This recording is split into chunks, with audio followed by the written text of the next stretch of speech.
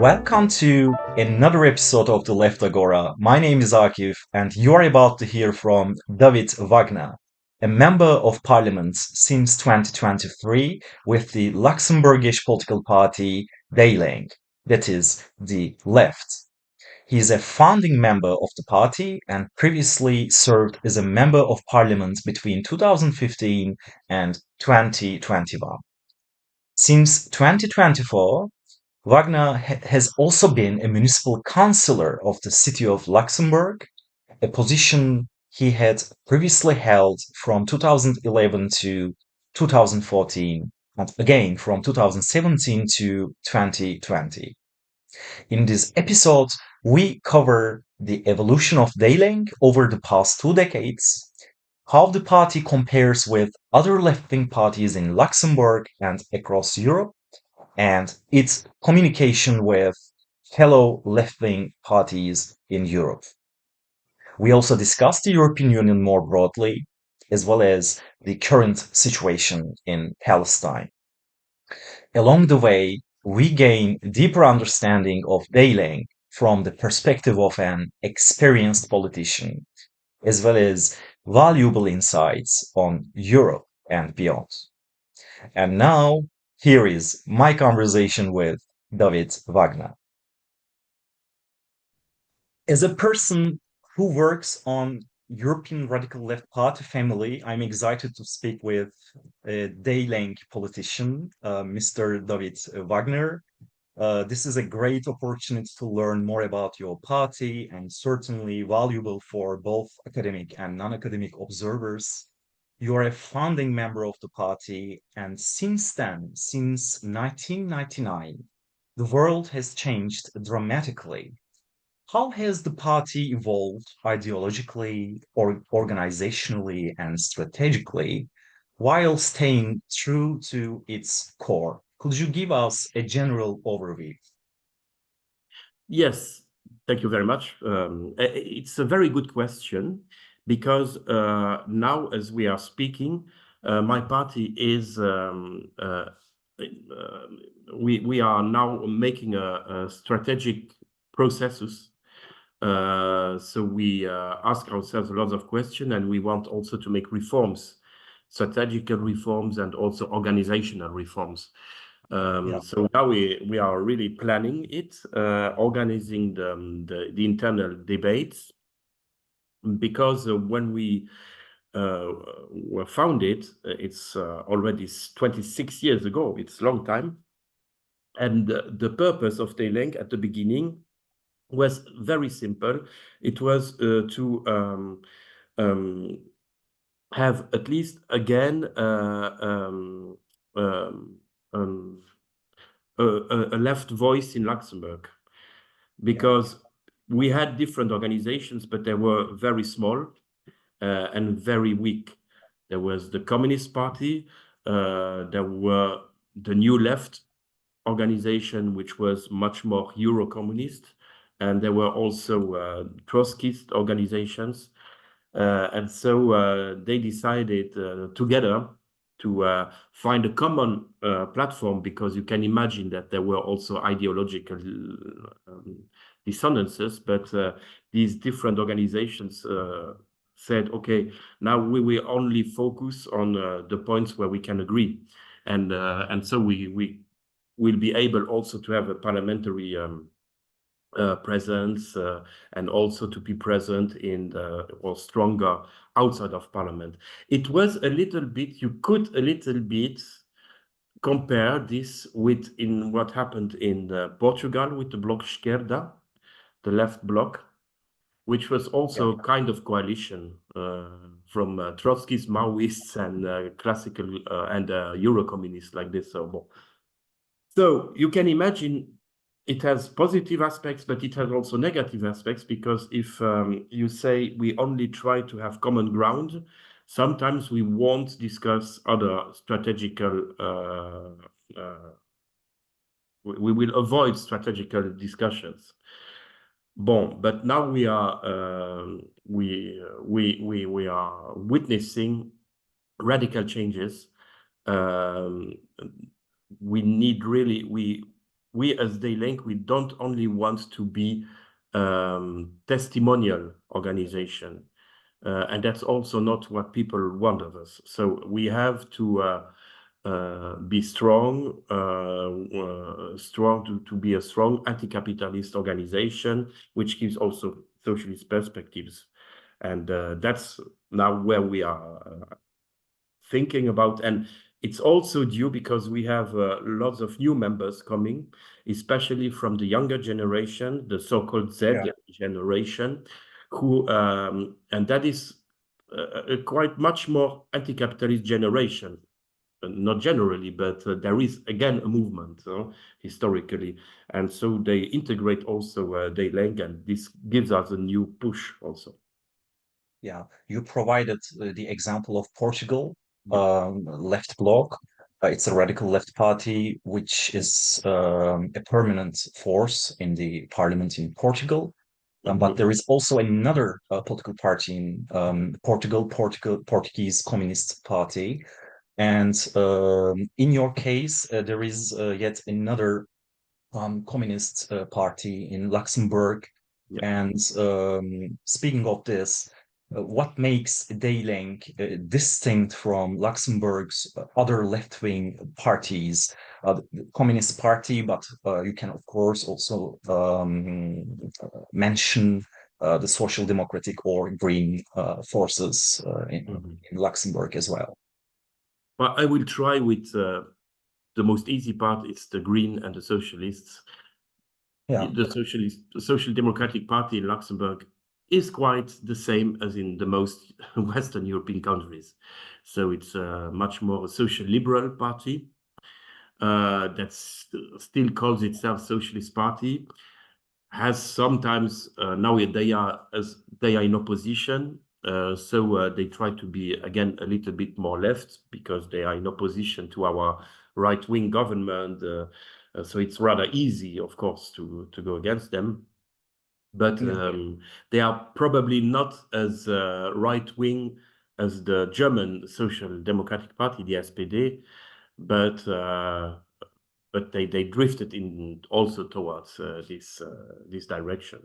They could be compared a little bit more with the Socialist Party of Wallonia in Belgium, because they still have some ties with trade unions or also ancient industrial cities in the south of the country. But they are, more social liberal. The Greens, it's a little bit like this also. You could compare the Green Party in Luxembourg with the German Green Party, more or less, even if they are probably also not as far or not as liberal as the German party, the Green Party. Yes. And then there is the Communist Party of Luxembourg. Communist Party of Luxembourg was probably historically one of the biggest communist party in Western Europe, in proportion, of course. We are in Luxembourg, but when I say big, we have always more or less 60 members of parliament. So in parliament in the late 60s or beginning 70s, they had up to 6 members of parliament. Yeah. Voilà, and they also ruled the second biggest city of Luxembourg. So it was a massive movement because of the industrial. When people hear about Luxembourg, they only think about financial place, but this is only Luxembourg from the 80s on. But before the 80s, Luxembourg was mainly in an industrial country. If you know ArcelorMittal, everybody knows this huge company. One of the parties, the Luxembourgish steel company, Arbed, which made the fusion with the French and the Spaniards and then were bought by Indians. So we had almost 40,000 steel workers in Luxembourg, in a country where you had 400,000 people. So imagine, that's huge. And this explains why we had a huge Socialist Party and also a huge Communist Party. And but now the Communist Party in Luxembourg is almost anecdotal. It has different reasons. Of course, the crisis of all the communist parties in the world, and the Communist Party in Luxembourg was very dependent not only to Moscow, but also to Eastern Berlin, to the Democratic Republic of Germany. And they participated, also 1992, the Communist Party participated to the foundation of Die-Linke. But then they split again 3 years later, I think. 2003, 2002 and 2003, they split again because they had I think they were afraid to be diluted in Die-Linke, and they had this identity, this argument: we need to be still the Marxist-Leninist party and only Marxist party in Luxembourg, so on. And now they are almost dying, say, but they still have a newspaper every day because it's historical, because it's they get money from the state, as all newspaper get. So that's one thing that keeps them alive, but they are not good at point. We are not at war with them, but we even sometimes do stuff with them together if we agree, but voilà, we go separated ways. Yes, it is always very important for us to compare political parties, left-wing political parties within a party system to understand that very party. But when we think about radical left party family in Europe, for example, which party or parties would you consider similar to the Die-Linke? It's always difficult to there is never 100% Of the same, course, but I would that's say certain. I spoke about Bloc de Esquerda, left bloc in Portugal. Of course, there are similarities, especially Yeah, also I say that because in Luxembourg the Portuguese we have a lot of people from Portuguese origin, almost 15%. So it's the biggest minority. Yeah? yeah, So, yeah. but we could also say Die Linke in Germany. We have almost the same name, but we were Die Linke as first. They copied us. Huh? I have to. Yeah, I Yes, never say yes. it, but Die Linke and Die Linke. voilà, yeah. And then also in France with La France Insoumise, although it's a little bit different because La France Insoumise is not really a party and is organized differently. We Yeah, have also relations with the French Communist Party, PCF, and we yeah, have also relations with the Nouveau Parti Anticapitaliste, because all these different elements, we found them back in our yeah, party. So our policy is always to say, especially with neighboring countries, sometimes they split up and so on, we make no exclusive. We try not to make exclusive. So if in France, France Insoumise wants to do something with us and we agree, we can do it, or with the PCF or with NPA, we can do it. But in yeah. Germany, it's much more only Die Linke. Voilà. And in Belgium also, we have now relations with the Parti du Travail de Belgique, the PTB. Yeah, yeah. And here I would like to now I'll ask you a question that I always feel very curious. The communication between radical left parties in Europe from your perspective, how are European left parties communicating with each other? What works, what doesn't, and why? I watched one of your videos, for example, from 2019 on YouTube in an event of European Left Party. I think it was just before the European Parliament elections. So I know that, of course, there is an interaction between radical left parties, but how would you assess this interaction, this communication? Sometimes it could be better, but of course we have, because there is there is within the European Union, we have the European Left Party. There is also the Left Parliamentary Group in Europe, which is also a little bit different. But we can also have collaboration. Although we, as Die Linke, we are not member. We have no member of the European Parliament, but we can work together. And so these are doors to have relations with other parties. Well, now there is also the alternative, the ELA, the European Left Alternative. Yes. So we are witnessing a splitting. There is a split, basically, Voilà, between. yeah. And we have relations in both Both. organizations. We still didn't decide where we will go, but because we have difficulties still to understand where are the big differences to make this splitting. Yeah. That's another story. Yeah. But yes, of course, bon, then most of times we have, of course, good relations with neighboring countries, which is natural. So with Die Linke in Germany or with France Insoumise or the different parties in France, for instance, and Yeah. especially also in the region, on the regional level. And Yeah. sometimes we meet together. We try to do things together sometimes, yeah. Yeah. Yeah. Let me move now to another direction. From a left-wing perspective, what kind of European Union would best serve Luxembourg's interests in the coming years, both economically and in light of recent world events in terms of security? In terms of security. In terms of both economic Okay. issues economically and also security, geopolitics or foreign policy, let's Yeah. say. Well, perhaps if you know, in 2005, 20 years ago exactly, Yeah, there were referendums held about the constitutional treaty. yeah, In France, there was a referendum in Netherlands also. yeah. In And Ireland, I they were, don't. Yeah, yes, Ireland first rejected, but yeah. the Lisbon Treaty, and then there was a second one they accepted. But the Netherlands and France, they both rejected the constitution. Exactly. And we had also referendum. We were also one of the countries with the referendum. Yeah, Bon, and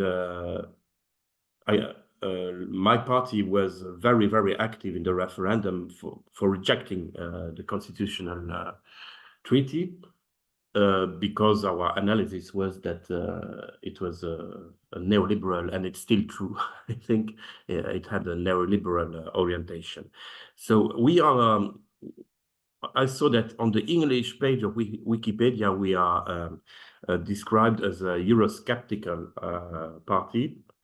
And this can be true in the sense that we always said we have nothing against cooperation between European countries. yeah. But the problem is this European Union is not a progressive union, simply. It is not democratic. It is not for social justice. It's even more complicated, and we would like something completely different.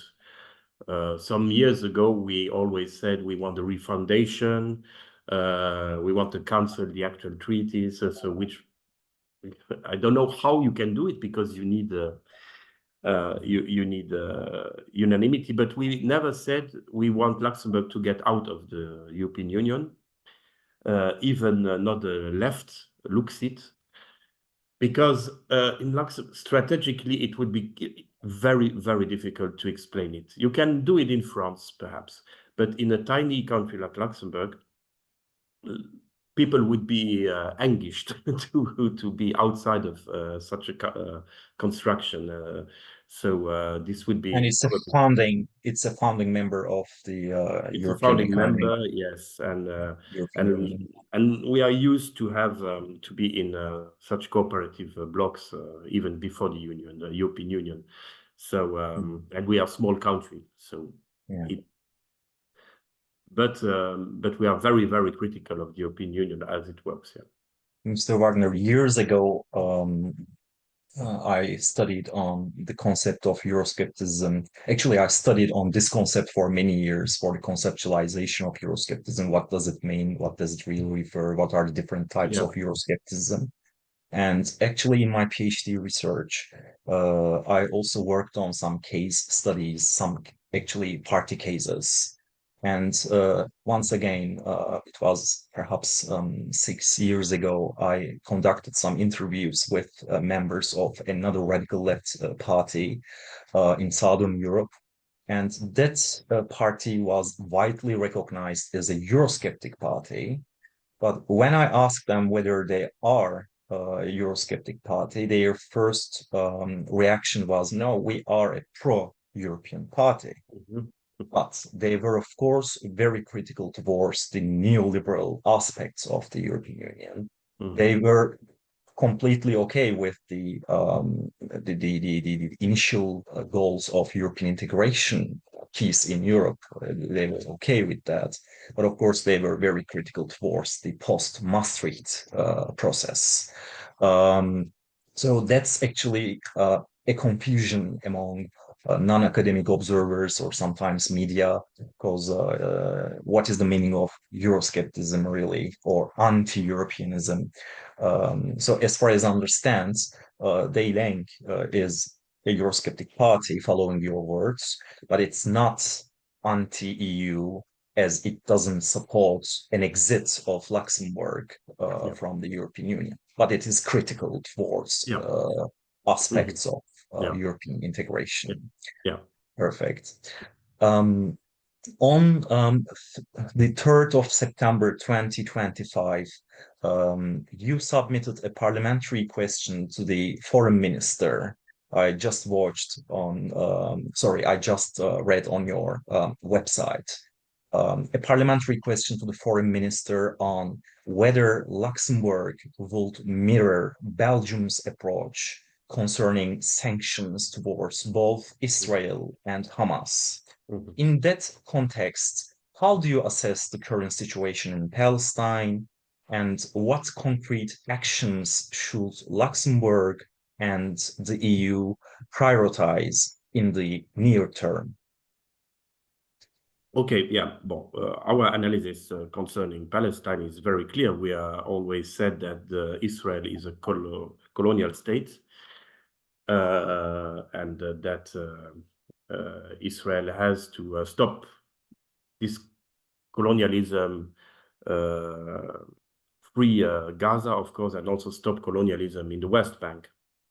And then the 7th of October 23 happened, and which was then an excuse for the actual Israeli government to start the ethnic cleansing in Gaza, but also to further the annexion of the West Bank, to make Palestine simply disappear. That was always our stance. We were always probably the party in Luxembourg that was the most engaged in favor of the solidarity with Palestine. We also support BDS movement officially. And now that's since we have two members in parliament. I am one of them.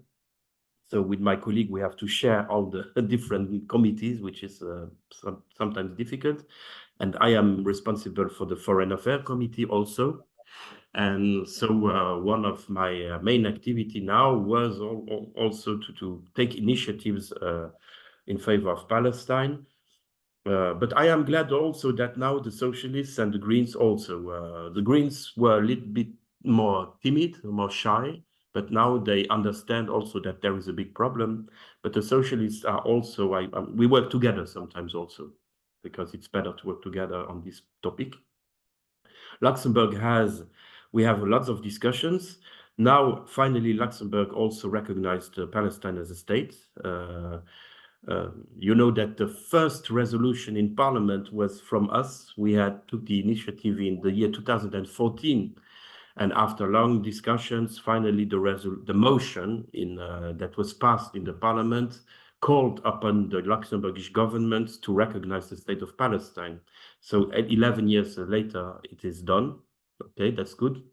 But now we have to seize the massacre, the ongoing genocide in Palestine, and also the annexion in West Bank. And therefore, we need sanctions. So there are different sanctions on European level. Luxembourg has to support every initiative. And they do it more or less.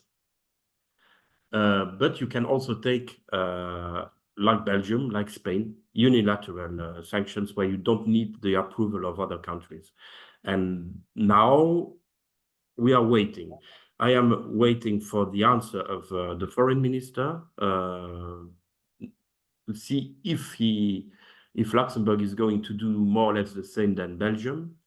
I heard that they are thinking about it, so it's nothing is closed. We will Yeah. hope. Now there is also the other story of the Israeli bonds. Uh, Perhaps you heard about it because there was a big debate in Ireland because Ireland is the home country for Israel, and um, and in Ireland there was the big discussion because the state of Israel wanted the Irish admission given by the central bank of Ireland to allow the emission of bonds on the territory of the European Union. And finally, because there was a big debate in Ireland, also in the parliament, finally Israel decided to ask Luxembourg and not to ask Ireland. And now, and here the competent authority Luxembourg has said, okay, but now myself and others also socialists, so we made different moves in the parliament, and there were also manifest demonstration in Luxembourg against that. And now probably there's the possibility that the Luxembourgish authority takes also these authorization back. I won't go into details because we will speak half an hour, but so. Yeah. But we are very active on this point, and it's very important because it's really it's the allowance of these bonds on European level. So now, if Luxembourg says no, it can hurt Israel a lot I see. financially. Voilà, yeah. Yeah. So Wagner, how do you see the future? How do you see the future of Palestine or even the world from your perspective? Do you feel optimistic? Uh, if I was pessimistic completely, then I would not sit here. Of So course. there's Of course. always hope, and I always think about our ancestors who had to fight even probably even more difficult times during fascism or during other times. So I think it is the horror was even greater, but it can. But the danger is there, of course. Uh, I 20 years ago or even 30 years ago when I started to to to to to engage myself in left politics, I would never have thought that one day I would start to worry about the situation, even to ask myself that perhaps one day, even for my own existence, there is perhaps a danger. Because I know exactly that in a country like mine, in Luxembourg, if there is something like it's happening in America with Trump or even worse, Yeah, I belong probably to the first ones who will who will have problems. And I then, understand. yeah. So now it starts to get. We are still not there, and hope we will never be there, of course. But it starts to get dangerous. But I think there is also hope because there is a resistance, and that's why the right wing and the bourgeoisie are fighting us now so strongly. They are again in anti-communism in now or anti-Antifa, whatever how they call it, because they know there is a resistance that is growing. So and so that's why they fight us, and that's a good sign. But it's also can be very dangerous, of course. Yeah. The first half of the 2020s was not a perfect beginning. I really Mhm. hope that the second half will be better. Yeah. But at the beginning of this interview, I said I was excited to speak with a Daylink politician.